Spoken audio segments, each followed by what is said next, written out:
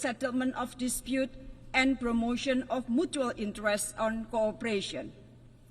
The Bandung Conference reminded every country of their equal rights and responsibility in maintaining peace and stability, mainstreaming win-win cooperation, and championing solidarity.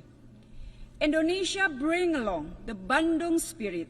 We must uphold respect for international law, particularly fundamental principle of sovereignty and territorial integrity.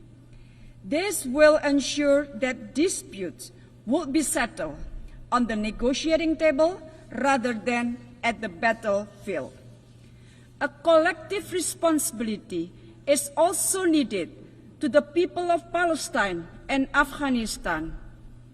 For far too long, we have allowed our Palestinian brothers and sisters to suffer. Indonesia will not back an inch in our support for Palestinian statehood. In Afghanistan, Indonesia will do its utmost to help the Afghan people and ensure the rights of women and girls are respected, including their right to education.